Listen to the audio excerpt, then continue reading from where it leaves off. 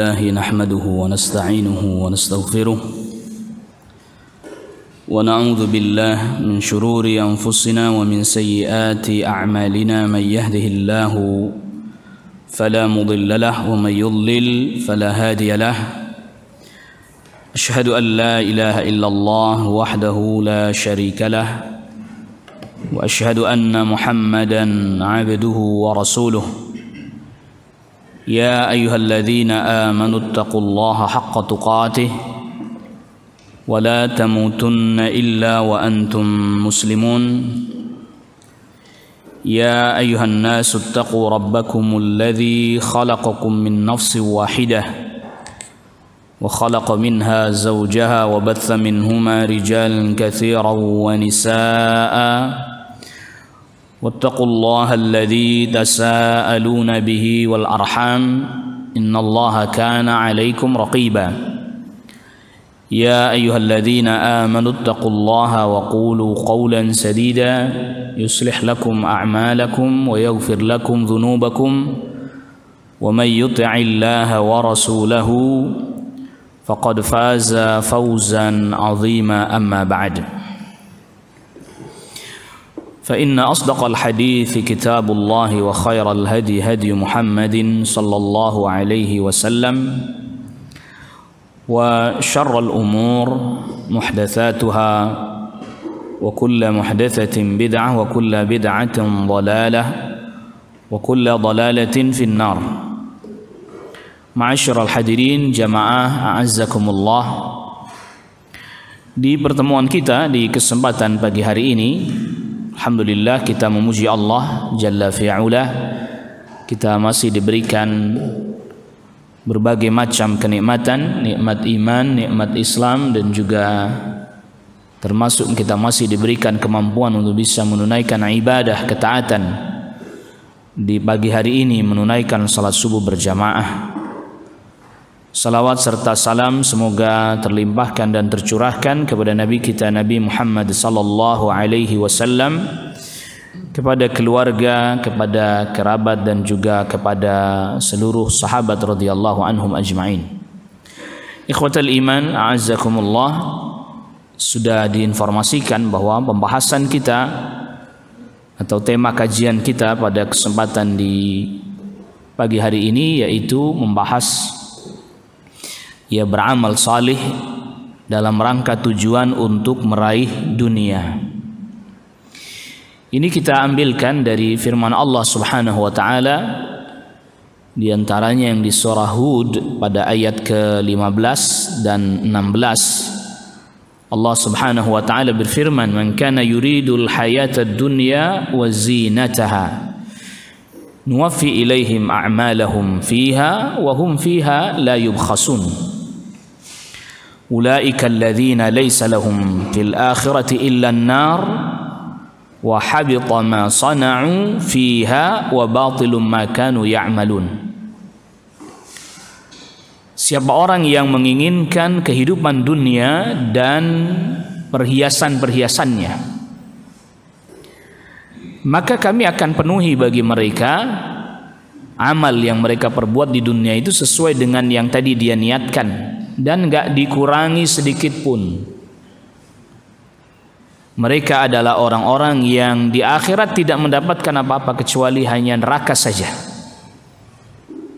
Dan apa yang mereka perbuat sirna dan batallah segala apa yang mereka kerjakan.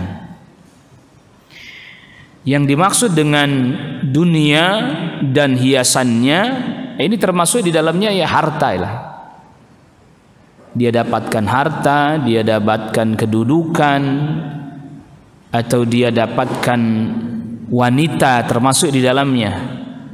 Sebagaimana sabda Rasulullah sallallahu alaihi wasallam, hadis yang kita kenal atau hadis yang sering kita juga baca, itu sabda Nabi sallallahu alaihi wasallam, "Innamal a'malu binniyat wa innama likulli imri'in ma nawa." Faman kanat hijratu ila Allah wa rasulihi fahijratu ila Allah wa rasulih. Wa man kanat hijratu lidunya yusibuha aw imra'atin yankihuha Ini yang menjadi syahid atau menjadi poin fokusnya yang sabda Nabi ini. Siapa orang yang hijrahnya dalam rangka untuk mendapatkan dunia, dapat harta, dapat kedudukan, awim ra'atin atau wanita yang dia nikahi. Jadi sebenarnya ini bagian daripada dunia juga. Ya, mendapatkan wanita ini juga termasuk bagian dari dunia juga. Tetapi ini dipisahkan karena memang dia merupakan bagian fitnah yang jauh lebih berat lagi dibandingkan yang lainnya. Yang Rasulullah SAW sabdakan, ma taraktu ba'di fitnatan adharra 'ala rijal minan nisa.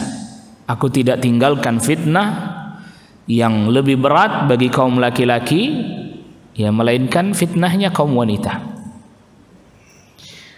Jadi yang dimaksud di sini dunia, ya dia bisa berupa harta, dia bisa berupa kedudukan, jabatan, dia bisa tadi berupa ingin mendapatkan wanita. Yang membedakan antara yang disebutkan di dalam ayat ini, man kana yuridul hayatad dunya wa zinata, dengan riya. Kalau riya itu hanya dapat pujian aja udah cukup dia. Dia dapat sanjungan, dia dipuji orang, sudah cukup buat dia, sudah cukup. Orang lihat, orang muji, sudah cukup. Walaupun dia nggak dapat harta, nggak dapat kedudukan jabatan, nggak dapat wanita yang hendak dia nikahi, itu nggak penting. Jadi kalau riya itu lebih kepada kenikmatan dari sisi psikis, ya, secara kejiwaan, dia dipuji, sudah dia senang. Tapi kalau ini kenikmatannya fisik, ya, dia dapat pangkat, jabatan, atau dapat harta, atau dapat wanita yang dia inginkan. Itu bedanya. Dia berharap dunia dengan berharap pujian. Itu yang membedakan antara orang berharap dunia dengan riya. Kalau riya, kenikmatan psikis, senang dia dipuji, sudah selesai. Walaupun nggak dapat harta, nggak dapat kedudukan, nggak dapat wanita yang dia inginkan, nggak ada masalah itu. Yang penting orang sudah puji-puji dia, buat dia itu adalah sebuah kenikmatan yang begitu besar. Itu yang bedakan antara riya dengan ini. Allah Subhanahu wa ta'ala akan berikan yang dia mau, yang dia inginkan. Kalau yang dia inginkan adalah tadi perhiasan-perhiasan dunia, Allah akan berikan. Allah penuhi semuanya itu di dunia. Tapi itu pun syaratnya bagi siapa yang Allah kehendaki. Tetap itu syarat itu. Jadi walaupun misalnya ada orang beramal ngejar dunia, tapi Allah nggak kehendaki, ya dia juga nggak dapat. Allah Subhanahu wa ta'ala berfirman, man kana yuridul ajilata ajjalna lahu fiha ma nasha'u liman nurid. Siapa orang yang menginginkan al-ajilah itu yang segera di dunia, dia ingin dapat segera di dunia dari tujuan-tujuan yang tadi kita sudah sebutkan, maka Allah segerakan baginya apa yang Allah kehendaki. Jadi misalnya dia menginginkan harta, dia kejar, dia pun gak akan dapat kecuali apa yang Allah kehendaki Allah berikan padanya. Dia punya tujuan lain, jabatan, kedudukan, bisa jadi dia gak dapat juga. Jadi apa yang dia niatkan pun tetap apa yang Allah kehendaki untuk diberikan kepadanya. Lalu liman nurid, diberikan kepada siapa yang Allah kehendaki. Ini yang di surat Al-Isra ayat ke-18. Artinya bahwa untuk urusan dapat dunia, dapat kedudukan jabatan, atau mendapatkan wanita yang diinginkan, tidak ada syarat bahwa dia harus jadi orang beriman, enggak. Orang kafir pun bisa Allah beri itu. Jadi untuk dapat dunia, punya harta, punya kedudukan, atau dia tadi mendapatkan wanita yang dia inginkan, enggak syarat dia harus jadi orang beriman. Liman nurid, kepada siapa saja yang kami inginkan, dalam bentuk yang Allah juga kehendaki. Ma nasya liman nurid, ajalna lahu fiha ma nasha, apa yang kami mau, bentuknya apa yang diberikan, apakah harta, jabatan, atau wanita tadi yang dia inginkan, pun diberikannya kepada siapa yang Allah mau. Nggak ada ini hubungannya dengan orang beriman, enggak. Jadi kaya itu nggak ada hubungannya dengan iman. Kaya miskin itu tidak ada hubungannya dengan iman, nggak ada. Nggak ada. Artinya tidak ada di sini yang perlu kita pahami bahwa orang kaya Allah berikan harta, kedudukan, apa yang dia mau. Terkadang Allah Rabbul Alamin berikan. Itu bukan tanda bahwa Allah memuliakan dirinya, bukan.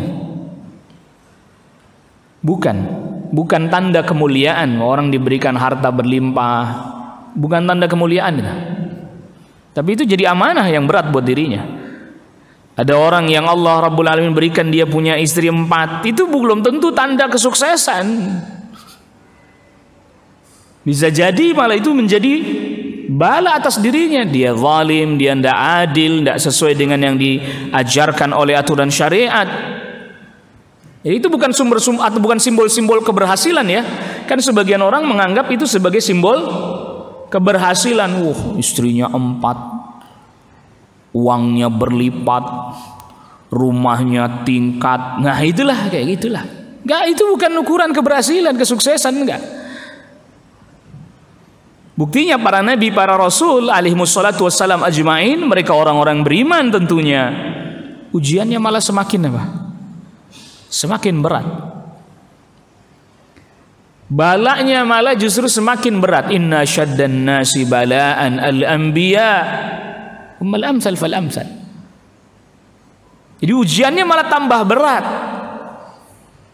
Ya, ini jadi catatan penting ini buat kita. Nah, kadang kita seringkali melihat, oh ini orang ukuran keimanannya justru malah harta. Oh dia mah bagus imannya, makanya hartanya berlimpah. Enggak ada hubungannya itu.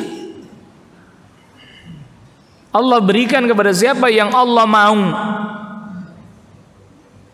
Jadi kita sudah sebutkan ayatnya. Jadi jangan sampai tercampur. Allah Subhanahu wa taala ketika sebutkan tadi akan penuhi semua apa yang mereka perbuat dengan tujuan dunia itu di dunia, nggak dikurangi, itu pun tetap kembali kepada masyiatillah. Kembali kepada kehendak Allah. Ya, kembali kepada kehendak Allah Rabbul Alamin. Siapa yang mau diberi, siapa yang tidak diberi. Nah, muncul pertanyaan muncul begini. Terus bagaimana dengan firman Allah Subhanahu wa taala yang di surat An-Nahl ayat ke-97, yang Allah Subhanahu wa taala berfirman, "Man 'amila shalihan." Siapa orang yang beramal saleh, min zakarin au unsa, dia laki-laki atau perempuan, wa huwa mu'minun, dan dia beriman, falanuhyiyannahu hayatan thayyibah, kami akan berikan kepadanya kehidupan yang baik,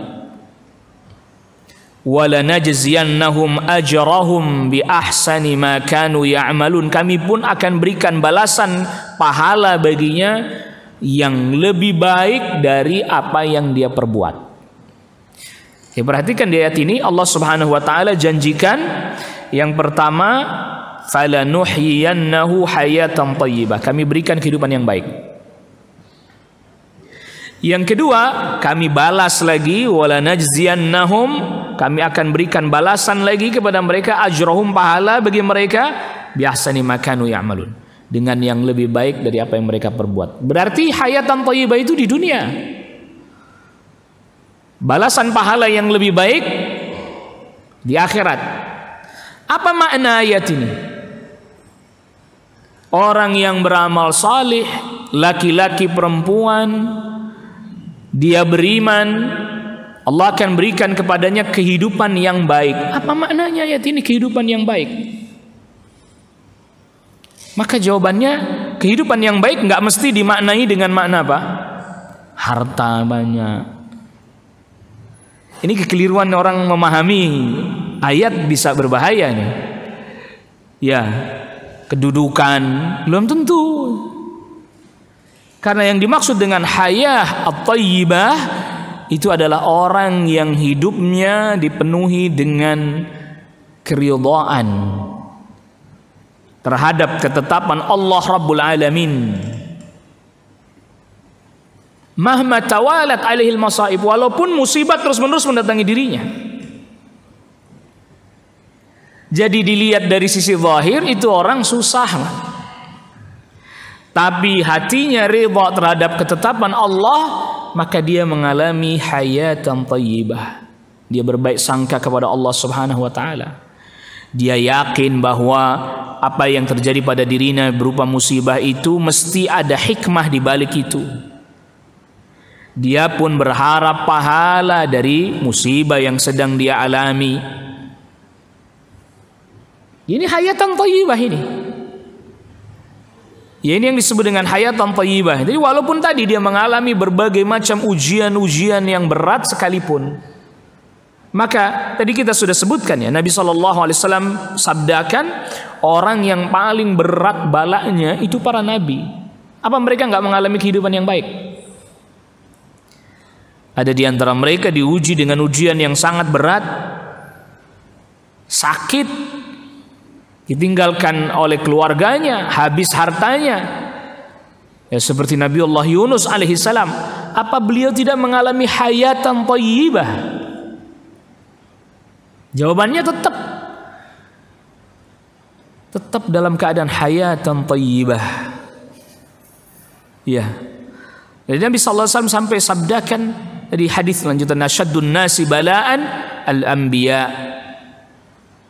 Orang yang paling berat ujiannya para nabi.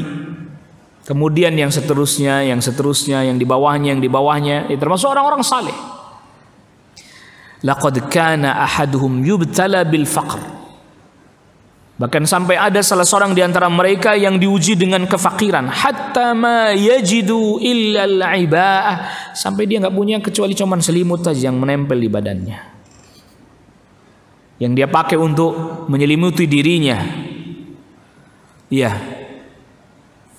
yajubuha fayalbasuha, dia pakai itu, dia tutupi tubuhnya. Wa yubtala bil qumal, sampai kutuan.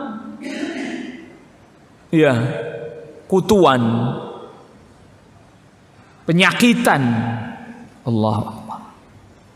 Wala ahadum kana ashadda farahan bil bala min ahadikum bil ata. Bahkan sampai ada di antara mereka kegembiraannya ketika dalam ujian yang berat, dalam kesusahan, itu lebih gembira dibandingkan ketika sedang lapang. Dia diuji dengan kesusahan, dia tetap bisa bergembira, bahkan lebih bergembira ketika Allah uji dia dengan kesenangan. Ya, ini hadis ini disebutkan di dalam Al-Jami' As-Saghir, dan Asy-Albani menyatakan hadis ini hadis yang sahih, hadis yang kuat. Sampai ada di antara mereka yang mengalami kondisi sangat berat, tapi lebih gembira dibandingkan orang yang lagi dapat kesenangan. Allahu Akbar. Ini hayatan thayyibah namanya ini. Ya, ini yang disebut dengan hayatan thayyibah. Jadi belum tentu orang yang dia bergelimang harta, lalu kemudian punya kedudukan, kesuksesan, terkenal, belum tentu dia mengalami hayatan thayyibah. Karena ternyata berapa banyak di antara mereka tuh hartanya banyak, mati dalam keadaan overdosis, naudzubillah. Dia jadi orang yang terkenal, sangat terkenal, matinya bunuh diri.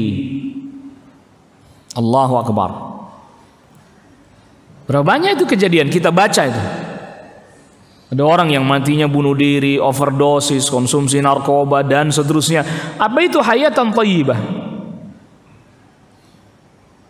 Nah, ini kita seringkali karena pola pikir yang keliru ini ditanamkan sih. Jadi ditanamkannya seperti ada orang yang berkata, makanya kalau Anda mau punya harta banyak, baca ini, gitu ya.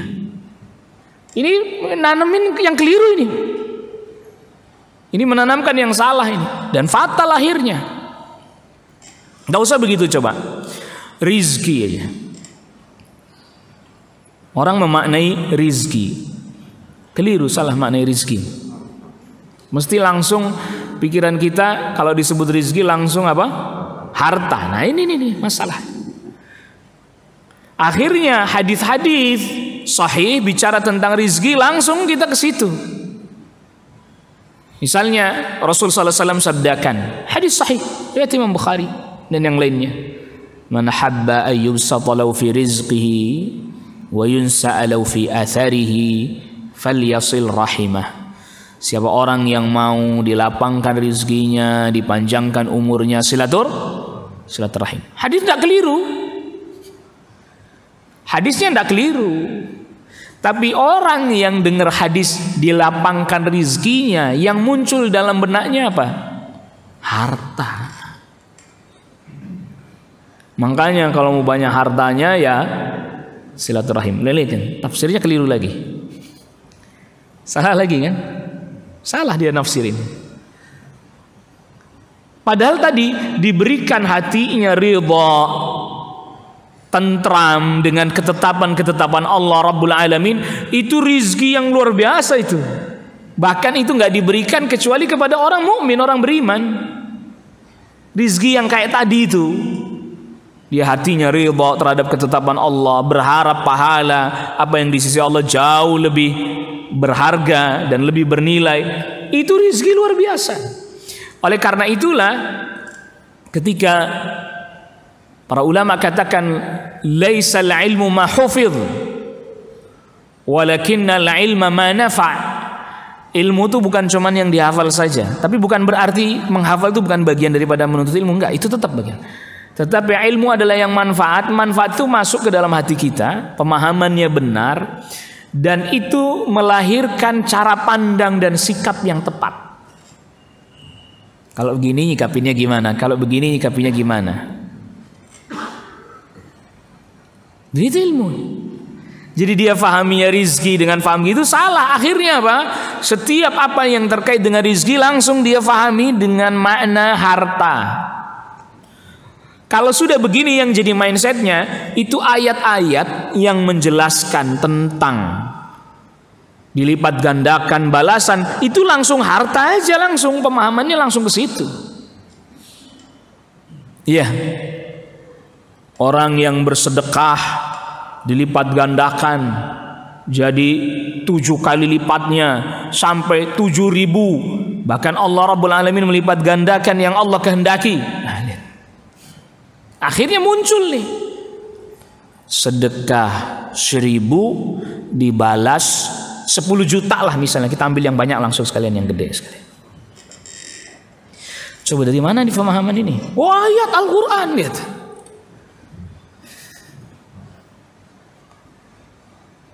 Salah kan menafsirinya.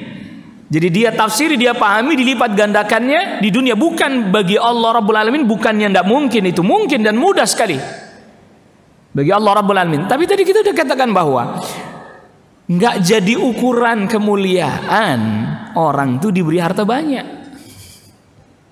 Bahkan bisa jadi apa? Jadi memperberat dirinya.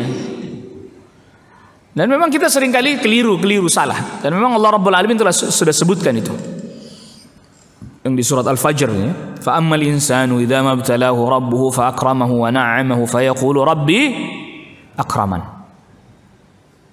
Manusia itu tatkala diuji dengan kenikmatan, kemuliaan, dia merasa dengan itu Allah apa? Memuliakan dirinya, sehingga dia katakan Rabbku sedang memuliakan aku, Rabbku memuliakan aku. Padahal apa yang Allah berikan kepadanya berupa kenikmatan, kemuliaan, kedudukan, harta, belum tentu itu bisa jadi membuat dia jadi mulia. Yang ada bisa jadi dia malah banyak melanggar, banyak maksiat, lupa dan lalai akan kewajibannya kepada Allah Rabbul Alamin. Nauzubillah. Sebaliknya giliran lagi diuji dengan kesusahan, kesempitan, wah, Allah menghinakanku nih. Wa amma idza mabtalahu faqadara alaihi rizqahu fayaqulu rabbi ahanan. Tatkala Allah mengujinya disempitkan rizki, termasuk disempitkan rizki ya kesehatan dan seterusnya, kematian, kurangnya makanan dan seterusnya. Langsung dia katakan, Robku menghinakan aku. Sehingga menjadi, dan ini ayat menunjukkan bahwa kita ini seringkali salah menduga, salah mengira. Kita kira yang namanya kemuliaan itu dengan harta, kedudukan dan jabatan, lalu kemudian kalau dia jatuh miskin, fakir, lalu kemudian berarti dia hina. Enggak.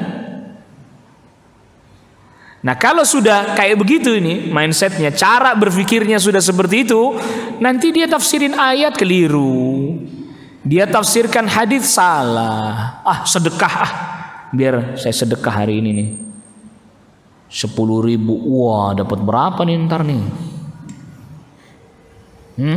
Wah 10.000 dapatnya berapa? Wah ini 7, wah bisa dapat 70 juta nih nanti nih. Sudah ditunggu-tunggu nggak kunjung apa? Nggak kunjung dapat. Ustadz bohong nih katanya. Ustadz bohong, saya udah sedekah 10.000 mana nggak dapat 70 juta sampai sekarang nggak dapat. Yang ada saya makin susah katanya. Yang ada makin sulit saya ini gitu. Kalau sampai level dia bilang Ustadz bohong, itu masih rada lumayan tuh. Tapi nanti naik, ini ayat salah kayaknya nih. Allahu Akbar. Bahaya ini kan perkataannya bisa bahaya ini. Jadi pemahaman yang nggak tepat itu memang berbahaya. Orang akhirnya diasosiasikan. Termasuk contoh, bayangkan. Dan ini nyata ini. Sholawat, Pak. Sholawat sudah mulai disalahartikan dengan beberapa arti yang keliru, bahkan sampai pada tahapan yang membahayakan, sampai pada kesyirikan, waliyadzubillah. Sudah sampai pada tahapan bahwa Rasulullah SAW yang telah wafat itu bisa memudahkan rizki kita atau bisa mempengaruhi Allah untuk supaya rizki kita lancar. Makna sholat sudah sampai keliru, sampai situ kekeliruannya. Ya, kayaknya banyak-banyak sholawat ente. Ya, kalau ente lihat ada rumah dijual tuh kelilingin tuh rumah sambil baca sholawat. Lihat makna apa ini, makna apa yang tersirat dari perkataannya. Allahu Akbar. Ini jadi istilahnya benar, maknanya salah. Istilah sholawat benar, tapi pemahaman kita terhadap makna sholawat salah, jadi keliru. Itu buktinya tuh. Nanya ente banyak-banyak salawat. Ya. Jika ada rumah dijual, tanah dijual, kelilingin baca salawat sekian kali. Ntar ente jadi bisa beli tuh rumah. Bisa jadi kebeli tuh tanah. Apa maknanya? Tanya dia. Apa maknanya? Padahal makna salawat itu kita berdoa mohon kepada Allah agar Allah menambahkan, melimpahkan dan menambahkan rahmahnya, pengagungan dan pemuliaan dari Allah agar ditambahkan, dilimpahkan kepada Rasul Sallallahu Alaihi Wasallam. Yang dengan sebab itu nanti kita termasuk dari umat beliau yang diperkenankan oleh Allah diberi syafaat oleh Allah melalui permohonannya Rasul Sallallahu Alaihi Wasallam. Lihat urutan redaksinya ini. Ini sampai urutan bahasanya aja kita pilihkan biar Anda tidak salah paham. Karena Rasul tidak bisa beri syafaat kecuali setelah dapat apa? Dapat izin. Agar diberi syafaat melalui permintaan Rasul Sallallahu Alaihi Wasallam yang kemudian Allah perkenankan. Dan itu adalah bentuk rahmahnya Allah kepada Nabi dan kepada umatnya Nabi Sallallahu Alaihi Wasallam, bentuk pemuliaan dari Allah Rabbul Alamin kepada Nabi Sallallahu Alaihi Wasallam dan kepada umatnya, dan itu juga sekaligus ijabah dari permohonan yang berupa salawat yang kita mohonkan kepada Allah untuk Rasul Sallallahu Alaihi Wasallam. Itu pemahamannya demikian. Bukan pemahaman bahwa Rasul sallallahu alaihi wasallam bisa mempengaruhi Allah Rabbul Alamin agar kita diijabah permintaannya, dipenuhi hajatnya. Selama ini difahami, dianggapnya begitu. Ah, enggak begitu. Ayo kita buktikan. Karena bukan yang di sini, yang di sini. Dia maknanya begitu.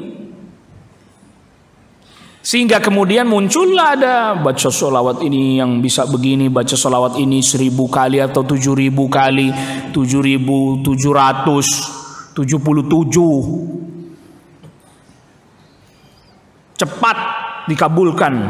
Sebagaimana cepatnya api membakar kayu yang kering. Makanya disebutnya nar. Sholawatnya. Nariyah kan? Nar itu api. Karena diyakini bahwa itu bisa mempercepat kabulnya hajat seperti cepatnya api membakar kayu yang kering. Nah ini kan ketika ditanya dari Rasulullah SAW, nggak ada. Dan akhirnya sampai kepada level tahapan Rasulullah yang bisa mengabulkan hajat dan memudahkan segala urusan kita. Keyakinan sampai level situ. Akhirnya sampai level situ. Maka kemudian akhirnya mintanya pun kepada Rasulullah sallallahu alaihi wasallam. Al-madad ya Rasulullah. Khudh biyadi ya Rasulullah. Sambutlah tanganku, berikan pertolongan wahai Rasulullah. Termasuk tadi urusan-urusan dunia dan seterusnya. Jadi sudah mulai bergeser nih maknanya. Akhirnya kemudian ya tadi jadikan sebagian orang sebagai amalan ketika miskin, ketika susah, ketika sulit, perbanyaklah. Dia nggak dijelaskan apa maknanya. Akhirnya amalnya untuk dunia. Karena tadi asosiasinya atau makna rizki sudah keliru dan seterusnya. Akhirnya udah mulai nih. Ketika misalnya walaupun hadisnya tidak sahih, nggak ada tuntunannya. Pokoknya kalau urusan dunia, coba perbincangan urusan rizki dan memperbanyak rizki, karena orang memahaminya itu dunia, ramai orang mendengarkan. Apalagi udah bicara, oh, siapa orang yang rizkinya lapang, amalkan ini sekian. Oh ramai itu orang. Apalagi misalnya udah ada yang Allah berikan. Tadi kan Allah kehendaki, dia mau ngamalin nggak ngamalin Allah berikan, jadi tambah, wah menjadi amalannya mantep ini. Sehingga kemudian riwayat-riwayat yang tidak sahih pun mulai bermunculan, tapi pun dengan makna yang keliru. Baca Al-Waqi'ah. Itu baca Al-Waqi'ah, isinya kan kiamat isinya itu. Tema besarnya Waqi'ah apa? Kiamat 7. Oh, ini baca Waqi'ah biar rizkinya lancar.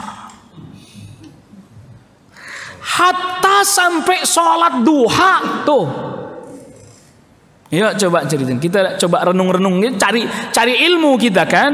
Sholat duha melapangkan rizki, kita cari. Udah memaknai rizkinya salah. Nah lalu kemudian ya tadi berita-berita yang juga tidak benar ya. Coba antum cari hadisnya yang sahih nyebutin sholat duha biar lapang rizkinya. Coba nih, yang ada sholatul awabin tuh.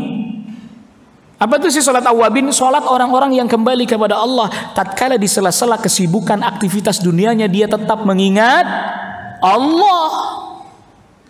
Sholat duha itu disebut dengan sholatul awabin itu. Di tengah-tengah kesibukan aktivitas duniawinya dia sempat menyempatkan diri mengingat Allah. Di mana ini?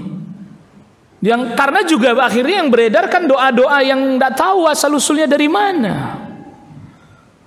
Allahumma inna duha duhauka wal baha bahauka wal jamal jamaluka wal qudrata qudratuka wal quwwata quwwatuka wal ismata ismatuka Allahumma in kana rizqi fis sama'i fanzilhu. Ya Allah, kalau seandainya rizkiku di langit turunkan. Wa in kana fil ardi fa akhrijhu, kalau ada dalam bumi keluarkan. Malah ada yang nambahin lagi tuh, udah ini asal usulnya doa ini wallahu alam dari mana, redaksi tambahannya pun ada. Wa in kana fil ma'i fa'atli'hu, kalau dia di dalam air ngambangin dia. Loh, ini kenyataan ini, enggak bikin-bikin. Sudah asal-usulnya sulit diteliti, dicari dari mana sumbernya, ada redaksi lain pula lagi, kan makin sulit ini menelitinya. Sanadnya tidak tahu dari mana ini. Ya, agama kan mesti harus ada sanadnya, gimana yang tidak ada? Kalau laulal isnad la qala man syaa ma syaa, kalau nggak pakai sanad orang ngomong semaunya kan gitu. Maka kita juga berusaha ini. Ada sebagian orang suka ini, itu apa Ustaz apaan? Bawa catatan, bawa contekan. Biar kita nggak ngomong semaunya, justru malahan.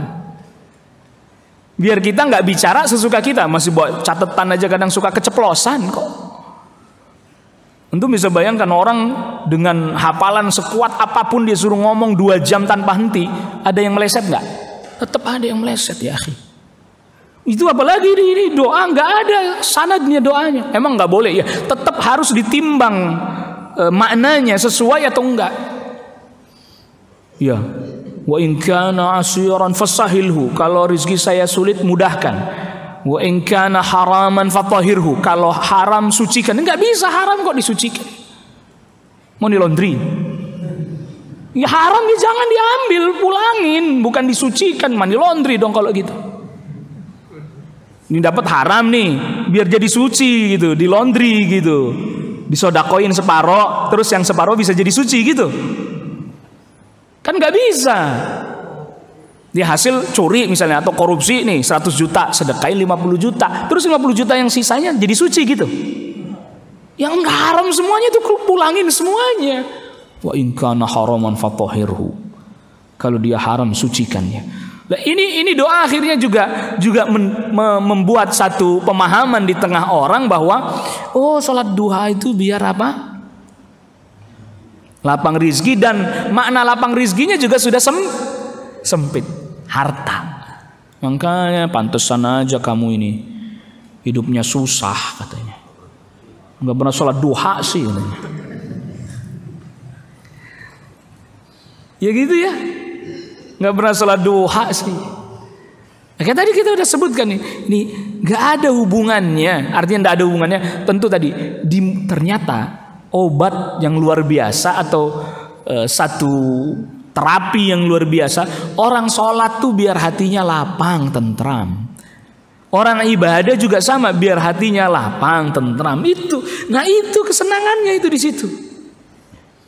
Kita tahu bahwa orang pingin dapatkan hatinya tenang, tentram, dia rela mengeluarkan uang berapa aja. Berapa saja dia keluarkan untuk itu. Nggak segan-segan dia, nggak sungkan-sungkan dia untuk itu. Bahkan termasuk aktivitas-aktivitas dunia kan, agar supaya hatinya tenang, senang, tentram. Dia pergi ke satu tempat yang bagus pemandangannya, tempat rekreasi dan sebagainya. Itu bayar nggak itu? Bayar ya akhi. Pulang capek, macet segala macam, dia lakukan nggak itu? Dia lakukan itu. Padahal ketenangannya itu ada pada ibadahnya, pada ketaatannya, pada ridhonya kepada Allah Rabbul Alamin. Ada di situ. Ada di situ. Maka Nabi SAW itu tidak pernah safar kecuali untuk 2 hal. Setelah beliau jadi Nabi, jadi Rasul, tidak ada lagi beliau safar untuk berdagang. Setelah jadi Nabi, jadi Rasul, tidak ada lagi. Bukan berarti tidak boleh yang lain ini. Memang Rasul tidak pernah safar kecuali untuk 2. Untuk haji atau umrah. Yang kedua untuk jihad. Dia nggak pernah jalan-jalan Rasul SAW. Nggak pernah rekreasi beliau SAW. Kemana rekreasinya? Nggak ada rekreasi tanazul. Safarnya cuma 2. Kalau nggak untuk ibadah, haji umrah, ya untuk jihad, perang. Ya juga ibadah juga. Tapi hidupnya Rasulullah SAW nggak ada. Sedih, susah. Ingat, bukan berarti ini nggak boleh ya. Selama itu mubah, boleh kita katakan mubah. Kita nggak katakan itu haram. Selama tidak terkandung di dalamnya hal-hal yang haram. Kenapa? Karena tadi hayatan thayyibah, kehidupan yang baiknya ada pada ibadah, ketaatan kepada Allah, keridhaan kepada Allah Rabbul Alamin. Jadi mengenal Allah Rabbul Alamin aja itu udah ada kelezatannya itu. Ketika orang mempelajari kitabullah, mempelajari nama-nama Allah, mempelajari sifat-sifat Allah, berzikir, hati jadi tenang. Itu karena dia faham. Dia mengerti, dia tahu sifat-sifat Allah Rabbul Alamin, kebesaran dan keagungan Allah Rabbul Alamin tertanam dalam hatinya. Maka tatkala nama Allah Jalla fi'ula disebut, dampaknya terasa langsung kepada hatinya. Hatinya jadi mengagungkan Allah, dibacakan ayatnya tambah keimanannya. Itu yang disebutkan di ayat kedua suratul Anfal. Bukan hanya sekedar dibacakan, dia dengar, dia tidak paham, ya tidak bisa, nggak ketemu, tidak bisa. Disebut nama Allah tapi tidak hadir dalam hatinya keagungan kebesaran Allah, yang nggak dapat dia itu. Innamal mu'minuna alladzina idza dzukirallah wajilat qulubuhum. Orang mukmin itu apabila disebut nama Allah hatinya bergetar karena mengagungkan, takut, mengagungkan Allah, memuliakan Allah. Jadi muncul dalam hatinya ta'zim. Wa idza tuliyat alaihim ayatu zadatum imana, dibacakan ayatnya tambah imannya karena faham. Orang Quraisy itu didakwai oleh Rasulullah SAW tuh dibacain ayat aja udah selesai, nggak dikasih penjelasan apa-apa. Faham mereka? Faham. Kita sekarang didakwain dibacain ayat, dijelasin, pulang hilang. Apa tadi Ustaz ngomong ya? Tapi jangan pernah berputus asa. Kadang itu memang begitu. Kita datang dengar, pulang seakan-akan hilang. Tapi pas lagi dibutuhkan, dia datang. Itulah mengapa sahabat Ali bin Abi Thalib radhiyallahu anhu berkata, hati fil ilma bil amal. Kita terjemahin dengan terjemahannya anak zaman sekarang ya. Hatif itu apa? Telepon. Callinglah ilmu dengan amal. Apa maknanya? Ada maknanya ini. Kita belajar menuntut ilmu, misalnya kayak sekarang ini, pulang bisa lupa nggak? Bisa. Bahkan seringkali udah nggak ingat lagi, sibuk dengan aktivitas yang lain, gitu ya, gitu.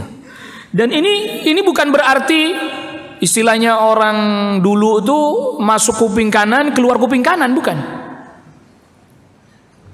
Sama sekali nggak masuk tuh, kuping kanan keluar lagi. Enggak gitu. Dia sebenarnya ada yang masuk, ke dalam hatinya. Tapi untuk memperkuat itu nancep dalam hatinya, beramal saleh. Dengan dia beramal saleh, nanti pas ketika dibutuhkan muncul. Langsung terkoneksi secara otomatis. Dan ilmu tuh dibutuhin lagi kayak gitu. Jadi misalnya kita lagi menghadapi sesuatu, ini boleh apa enggak ya? Terus muncul ya. Ini saya pernah dengar ayat begini, hadis begini, Ustaz jelaskan begini. Wah, enggak boleh ini.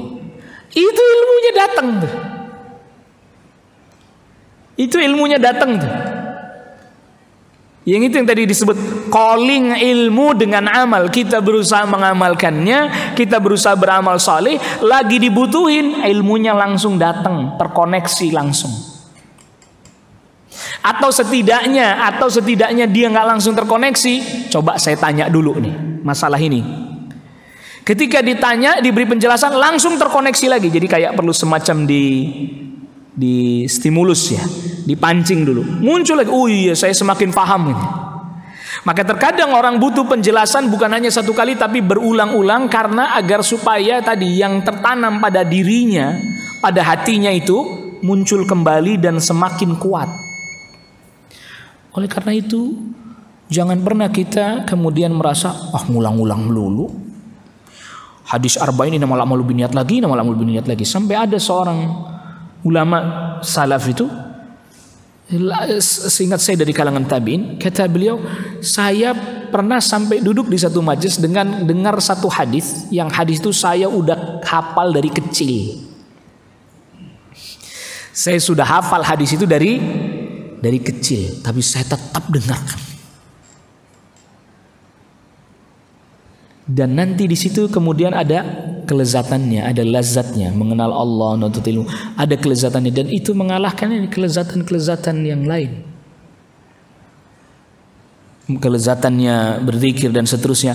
Yang itu kemudian Syekhul Islam Ibnu Taimiyah pernah katakan, inna fid dunya la jannatan, sesungguhnya di dunia itu ada satu surga. Man dakhalaha fid dunya dakhalaha fil akhirah, yang pernah masuk ke dalam surga yang ini di dunia, maka dia akan masuk juga nanti di akhirat. Wa man lam yadkhulha, dan yang enggak pernah masuk ke dalam surga ini waktu di dunia, lam yadkhulha fil akhirah, dia enggak akan masuk surga yang di akhirat. Apa itu? Zikrullah. Ketika dia menyebut nama Allah, mengingat Allah Rabbul Alamin, karena hadir dalam hatinya tadi kebesaran Allah, keagungan Allah, sampai akhirnya kemudian dia merasakan kenikmatan, kelezatan, lapang hatinya, tentram jiwanya, ridha dia akan ketetapan Allah Rabbul Alamin. Ini hayatan thayyibah yang sebenarnya. Bersyukur ketika diberikan nikmat sangat besar sekali, sabar ketika mendapatkan hal yang ujian berat. Itu nikmat, itulah hayatan thayyibah. Bukan semata-mata dunia, harta. Dan kadang sebagian kita perbincangannya tuh urusan dunia aja, lezat sekali ngobrolin dunia berjam-jam. Kalau udah ngomongin bisnis tuh berjam-jam, lezat, itu omset sekian, ini sekian, iya sekian M, sekian T, ya, itu kayaknya nikmat banget. Apaan itu M apa A? Apalagi di zaman sekarang harta kita tuh cuman angka. Betul kan? Angka sekarang, harta kita angka. Coba, siapa yang bisa kasih jaminan Anda bahwa angka itu tidak akan hilang? Jadi sampai urusan dunia saja mengalami penurunan. Dulu uang itu dinar, dirham, yang fisiknya juga berharga. Dinar emas, dirham apa? Perak, koin emas, koin perak. Fisiknya aja berharga enggak? Sekarang sudah berubah, geser. Kertas. Ada angka-angkanya. Itu kan tergantung yang tanda tangan di situ siapa, lalu kemudian inflasi dan seterusnya toh. Anda punya angka di situ, kertas nolnya banyak, inflasi, laku tuh kertas? Nggak punya nilai apa-apa. Udah menurun. Sekarang bergeser lagi, bukan lagi kertas, angka doang yang tersimpan di dalam kartu, yang tersimpan di aplikasi. Makin gak berharga lagi. Judul mungkin sebagian kita mengatakan simple, tapi makin berharga lagi, gak berharga lagi, makin gak berharga lagi. Bahkan udah terjadi sekarang ini, beberapa perbankan kolaps. Nasabahnya punya uang banyak, nggak bisa ngambil dari bank tersebut, bahkan dari ATM-nya ataupun transaksi langsung ke banknya nggak bisa ngambil, kecuali dibatasi hanya 1.500.000 per hari transaksi, nggak bisa lebih tarik uang tunai. Uangnya sendiri nggak bisa diambil, walaupun dia lihat angkanya banyak, nolnya berjejer, nggak bisa, nggak punya ada. Allahu Akbar. Hutangnya jadi banyak. Jadi sebenarnya pandemi ini juga mendidik kita ini, ngajarin kita bahwa kita nggak bisa bergantung kepada itu. Ya, nilainya bisa anjlok. Bahkan ada pengusaha sampai, Ustaz, ini barang saya, barang dagangan saya senilai miliaran, nggak bisa diapa-apain. Allahu Akbar. Sekitar 4 miliar nggak bisa diapa-apain. Gimana saya mau suruh bayar zakatnya, yang ada duit saya habis buat bayar zakat, barangnya nggak kejual, Ustaz. Ya, artinya kita ini dididik betul bergantung kepada Allah Rabbul Alamin. Bukan bergantung pada harta yang kita punya, kedudukan yang kita punya, jabatan yang kita punya. Bergantung penuh kepada Allah Rabbul Alamin. Hari ini kita mau bergantung sama siapa coba? Terkait pandemi ini, mau gantungin urusan ke siapa? Iya, kepada Allah Rabbul Alamin. Tetap usaha zahir ditempuh, tapi kepada siapa kita mau gantungkan urusan ini? Kepada manusia. Manusia mana yang sanggup menyelesaikan masalah ini? Gak ada. Gak ada. Mau keluar harta berapa Anda? Ketika penyakit sudah menggerogoti badan, lalu kemudian nyawa udah tinggal di tenggorokan, mau keluarin duit berapa? Mau nyelamatin? Kalau toh kita keluarkan seluruh harta yang kita punya, nggak akan kita bisa selamat. Lihat, orang mukmin dididik bergantung kepada Allah hatinya. Walaupun nggak bisa dipungkiri hati kita tuh seringkali nyangkut bergantung dengan yang selain Allah, pasti nggak mungkin nggak. Ke anak, ke istri. Karena itu jadi ujian juga buat kita kan. Ke harta. Ya, wa tuhibbunal mala hubban jamma, kalian mencintai harta dengan kecintaan yang sangat besar. Itu mesti, tapi kita dilatih, dididik untuk lebih banyak melatih hati kita bergantung kepada Allah Rabbul Alamin. Jadi bukan berarti orang mukmin itu sama sekali nggak bergantung sama harta, nggak bisa itu. Mesti itu. Tapi kadarnya yang kemudian diminimalisir, diperkecil, jangan sampai dia yang kemudian mendominasi hati kita. Jangan sampai kemudian dia yang kuat betul menguasai hati kita. Maka dilatih, dididik zakat sebelum hilang dengan dalam tanda kutip diambil oleh Allah Rabbul Alamin. Anda nggak siap, mendingan latihan keluarin zakat, sedekah. Itu tuh latihan sebenarnya. Makanya orang yang mengeluarkan hartanya untuk yang seperti itu, justru dia dapatkan kelezatan dalam hatinya. Allah ganti itu. Allah ganti dengan ketenangan, ketentraman dalam hatinya. Allahu Akbar. Dia keluarkan hartanya, Allah ganti dengan ketentraman pada jiwanya. Maka disebutkan terkait dengan zakat oleh Allah Rabbul Alamin, khudz min amwalihim shadaqatan tutahhiruhum, mensucikan harta, wa tuzakkihim biha, mensucikan jiwa. Jadi tenang, jadi tentram, jadi lapang. Itulah hayatan thayyibah. Itulah hayatan thayyibah. Nah, sama juga tadi ketika beramal saleh kita berharap rizki berupa keimanan, tambahnya ketakwaan, tambah ridhonya kepada Allah. Itu udah rizki itu. Bahkan itu rizki yang sangat besar. Ya, Ustaz, saya udah silaturahim tapi saya miskin-miskin terus katanya.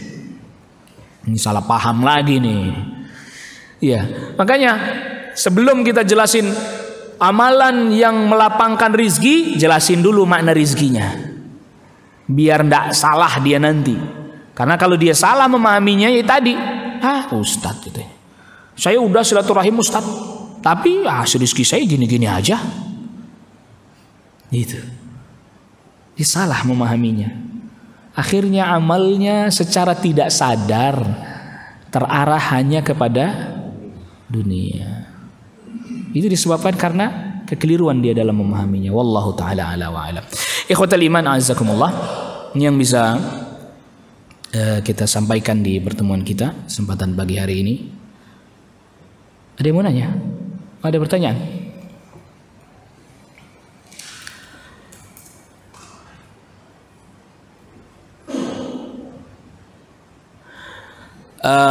Ustaz, bagaimana meluruskan pemahaman orang yang beramal untuk tujuan-tujuan dunia yang tidak sesuai dengan tuntunan, meskipun telah berulang kali kita berikan pemahaman tidak bisa juga menerima. Jazakallah khairan. Ya, jadi ini bicara tentang pemahaman, meluruskan pemahaman.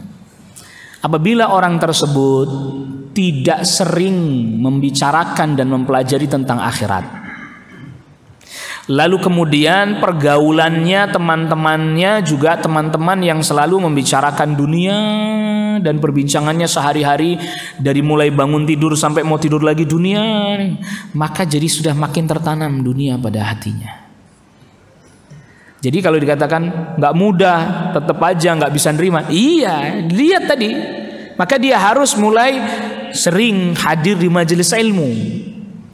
Mulai teman-temannya mulai dibatasi. Nah, ini soal ketemu dia ngomongin dunia mulu, sayang. Coba saya kurangin deh ketemu dia. Gitu. Ya bisnis, tetap dia bisnis, selesai itu balik lagi. Makanya kan salat 5 waktu itu, aktivitas kita sesibuk apapun, sempatkan itu dalam rangka jangan sampai terlampau mendominasi dunia itu pada hati kita. Makanya di sela-sela orang lagi sibuk-sibuknya siang hari ada salat zuhur. Bahkan kadang lagi sibuk-sibuknya juga masih di sore hari ada apa? Salat asar. Itu Allah Rabbul Alamin melimpahkan rahmahnya kepada kita dengan disyariatkannya salat agar jangan sampai hati Anda dipenuhi dengan itu urusan itu aja. Karena itu malah ngerusak. Bahkan bukan cuma merusak, bisa sampai membutakan hati, mematikan hati. Nah, kalau penyakit sudah kronis, Anda kasih tahu ringan-ringan, kasih obat ringan-ringan, penyakit kronis, menurut ilmu medis, ngaruh nggak? Ya enggak. Udah saya jelasin Ustaz. Sebatas apa Anda jelaskan? Kan ini butuh ilmu toh menjelaskan. Makanya penyakitnya seberapa, penjelasan yang sampai kepada dia pun seberapa kuat, seberapa sering. Makanya obat aja ada dosisnya dan ada waktunya ya. Sekian 3 kali sehari. Sampai ada orang bilang udah kayak minum obat aja katanya itu. Itu artinya Pak, seberapa sering dia dengar, seberapa sering dia dapat informasi, dan berapa kadar bobot kualitas penjelasan. Bisa dipahami itu ya. Kan obatnya juga, kalau obatnya yang cuman berapa miligram penyakitnya kronis ya nggak begitu berpengaruh. Yang ada malah kadang ya mental tuh obat. Itu makanya di situ menjelaskan juga butuh ilmu di situ. Jadi udah saya jelasin Ustaz, nggak ngerti juga, nggak mau nerima juga. Ya tadi dosis berapa yang Anda kasih ke dia, seberapa mampu kita menjelaskan dengan baik. Nah, makanya orang kadang dapat penjelasan sekali belum, 2 kali belum, 3 kali belum, nanti udah lama tuh baru tuh efeknya baru kena tuh. Iya ya tuh. Karena di situ juga ada tetap sebagaimana obat hanya menjadi sebab, kesembuhan datang dari Allah. Penjelasan itu hanya sebab, yang berikan hatinya tersentuh adalah Allah Rabbul Alamin. Assalamualaikum warahmatullahi wabarakatuh. Waalaikumsalam warahmatullahi wabarakatuh. Pertanyaan selanjutnya, Afan Ustaz mau tanya, apakah kita ketika kita berdoa dalam ibadah di dalam sholat, contoh apakah kita termasuk kategori beribadah mengharap dunia? Nah, jadi kita udah katakan kan ya, kita berdoa kepada Allah Rabbul Alamin, misalnya doa Rabbana atina fid dunya hasanah, ya Allah berikanlah kepada kami kebaikan dunia. Nah, perhatikan lagi dengan detail rinci. Ini doa nyebutin redaksinya kebaikan dunia, kan gak nyebutin harta. Kalau memang itu menjadi, kalau Allah berikan harta kepada kita, semoga harta itu pun menjadi penghantar pada kebaikan, pada urusan dunia dan juga akhirat. Gitu maksudnya. Jadi bukan semata-mata hartanya, yang kita minta kan kebaikannya. Iya. Makanya Rasulullah Shallallahu Alaihi Wasallam sabdakan, justru bagi orang bertakwa itu sehat itu lebih berharga dibandingkan kaya. Kaya bagus, ya kaya bagus, tapi sehat lebih berharga bagi orang bertakwa. Wasihatu liman ittaqa khairun minal ghina. Kesehatan bagi orang yang bertakwa itu lebih baik daripada kekayaan. Kaya banyak tidak sehat, sholat aja dia tidak mampu nantinya. Jadi yang kita minta kebaikan di dunia. Kalau tahu diberi sehat, kesehatannya kita gunakan untuk kebaikan, ketaatan, ibadah. Kalaulah diberi harta, hartanya untuk kebaikan, ketaatan. Kalaulah diberikan kedudukan, digunakan dengan yang semestinya. Itu kebaikan dunia. Jadi bukan semata-mata hartanya, bukan semata-mata kedudukannya. Nah, yang keliru itu ketika orang minta tuh lalu yang tertuju semata-mata dunianya, semata-mata hartanya, semata-mata jabatannya. Tuh, sholat semata-mata itu. Makanya redaksi doa itu ndak ada yang mengarahkan kita untuk semata-mata hartanya, enggak. Ya Allah berikan kepada kami, wahai Rabb kami, berikan kepada kami kebaikan di dunia, tuh kan? Hasanah kan? Enggak nyebutin harta, mal. Loh, harta juga kan baik. Ya, kalau digunakan untuk yang baik dia jadi baik. Dia hanya sebagai alat, bukan jadi tujuan. Itu mengapa dunia itu cuma jadi alat. Ya Allah, kalau memang ini yang menghantarkan saya kepada kebaikan, ya itu berarti kebaikan buat saya. Jadi bukan semata-mata. Ini kan orang yang nggak boleh itu orang menjadikan alat sebagai tujuan. Itu keliru.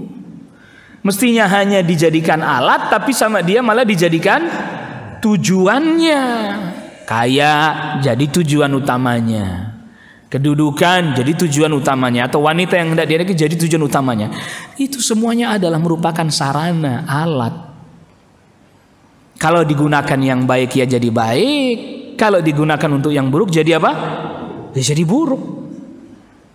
Itu yang harus difahami. Jadi masa sih nggak boleh dunia? Malah ada yang kita harus seimbang. Nggak bisa lah seimbang. Masa dunia sama akhirat seimbang? Rasul sebutkan dunia seisinya tidak lebih berharga dari satu sayap nyamuk. Masa seimbang? Coba dunia sama akhirat nggak ada seimbangnya, nggak pernah. Jadi nggak tahu, saya juga nggak tahu ini konsepnya siapa yang bilang dunia akhirat suruh seimbang. Gini, kalau bicara lebih utama akhirat, jelas lebih utama akhirat. Tapi hati kita lebih condong pada mana? Harus diakui nih. Bicara nih ayat Al-Quran, hadis-hadis Nabi SAW semuanya menjelaskan bahwa dunia sama akhirat mana lebih utama? Akhirat. Wal akhiratu khairu laka minal ula wal akhiratu khairu abqa. Ya kan gitu. Itu udah jelas tuh. Tapi hati kita lebih cenderung banyak kemananya? Ke dunianya. Maka dididik, dilatih. Dan Allah Rabbul Alamin juga nggak perintahkan hati kita tuh sibuk dengan urusan akhirat terus 24 jam. Nyatanya tadi Anda di sini mungkin teringat akhirat karena diingatkan pulang ketemu keluarga, seneng, ketemu anak, gendong, bercanda, main di taman, pulang. Dunia bukan itu. Seneng nggak itu? Allah bolehkan nggak itu? Allah bolehkan. Allah bolehkan. Tapi nanti ketika saatnya kumandang adzan, balik lagi, ingat akhirat lagi.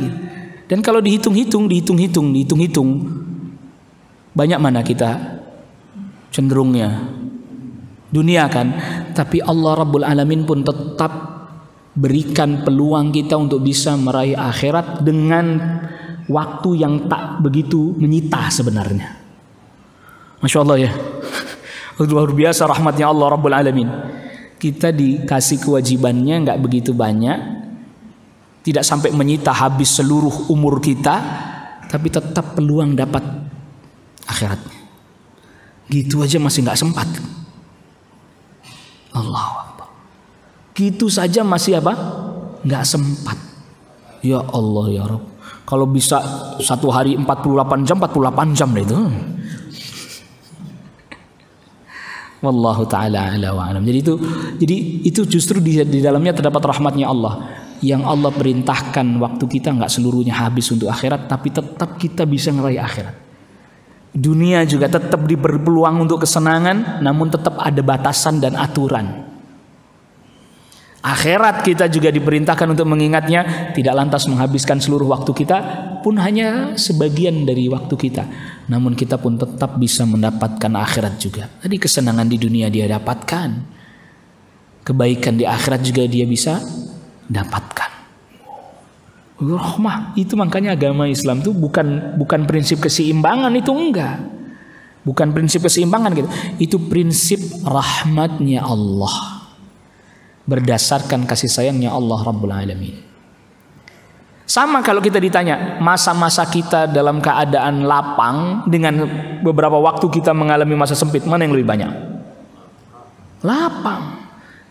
Kita masa-masa sempit misalnya kayak pandemi gini, mulai dari bulan apa? Maret, April sampai hari ini misalnya. Ini dibandingkan masa lapang kita mana lebih banyak? Masa lapang. Tapi masa sempit yang dalam sekian bulan, yang nyaris 1 tahun, itu orang udah Masya Allah begini. Masa lapang yang segitu banyaknya hilang sudah. Padahal dengan begini agar kita semakin bersyukur, ya Allah ternyata masih banyak lapang. Masih banyak kelapangan-kelapangan yang kita dapatkan. Itu makanya tadi kalau orang tadi dia fokusnya urusan dunianya, waduh. Sedih ini, sedih. Usaha pada tutup, bangkrut segala macam, sedih. Siapa yang tidak sedih? Pastinya itu. Tapi ketika kita ingat masih banyak masa-masa lapang. Dan memang kehidupan dunia sebagaimana kita ketahui kan silih berganti, dia datang, dia pergi, dia datang, dia pergi, dia naik, dia turun. Sehingga bukan berarti nggak sedih, sedih. Tapi orang mukmin ini pahala kita mohon kepada Allah. Wallahu taala ala wa alam. Ini yang bisa kita bahas pada pertemuan kita di kesempatan pagi hari ini. Wassallallahu ala nabiyina Muhammadin wa alihi washabbihi wasallam tasliman katsira. Subhanakallah bihamdika asyhadu an la ilaha illa anta astaghfiruka wa atubu ilaik. Assalamualaikum warahmatullahi wabarakatuh.